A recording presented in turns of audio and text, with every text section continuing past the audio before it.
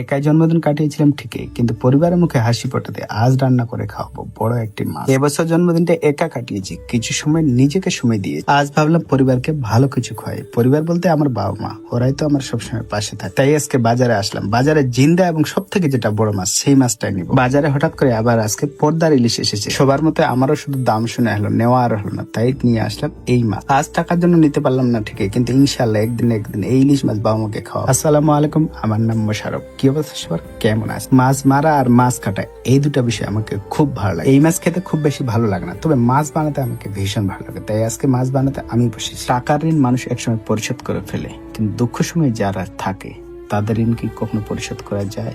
কখনো যায় না, তাই না? মাছটার ওজন প্রায় 1.5 কিলো ছিল, তাই খুব পছন্দ হয়েছিল, তাই এই মাছটা নিয়ে। কমেন্ট করে জানাবেন আপনার আঞ্চলিক ভাষায় এই মাছটির নাম কি। আরো জানাবেন এই মাছ খেতে কেমন লাগে। আমি যখন মাছটা বানাচ্ছিলাম, আমান তো আমার গা ঘেসে বসছে, কারণ আমানের মাছ খুব পছন্দ। আমান যখন ছোট ছিল, ওর দাদুকে মানে আমার বাবার কাছে বায়না ধরতো যে ওকে বড়শি বানিয়ে দেওয়ার জন্য। আমিও যখন ছোট ছিলাম, মাছ মারতে আমাকে ভীষণ ভালো লাগতো। এখন আর মাছ মারা ওরকম হয় না। সত্যি বলতে এমনই অনেক ইচ্ছে আছে যেগুলো বয়সের সাথে সাথে এমনিতে চলে যায়, তাই না? যাই হোক, মাছটা বানা এবং পরিষ্কার করা একদম আমার কমপ্লিট। দেখেন কেমন লাগছে। আমি যখন ছোট ছিলাম, বাবা যখন হাটে যেত, তখন বাবাকে বলতাম, বাবা আমার জন্য কুশিয়ার আনি। আমার মা মাছের সবজি ভীষণ ভালো বানাতে পারে, তাই মাকে বললাম, মা আজকের মাছটা পেঁয়াজ দিয়ে বানিও। আজ মনে মনে ভীষণ আনন্দ পাচ্ছি। আমরা সবসময় বড় কিছু খুঁজি, অথচ ছোট ছোট মুহূর্তগুলিতে ভালোবাসা লুকিয়ে থাকে। মাছ কাটা থেকে শুরু করে একদম রান্না অব্দি বাবা মায়ের সাথে ছিলাম। বিশ্বাস করে, একটা ছেলে চাইলে বাবা মাকে অবশ্যই খুশি দিতে পারে। আজকে কেন যেন মনে হচ্ছিল যতটা সম্ভব বাবা মাকে সময় দেওয়া, বাবা মায়ের সাথে বেশি বেশি করে কথা বলা। আমেরিকান মাছের ঝোল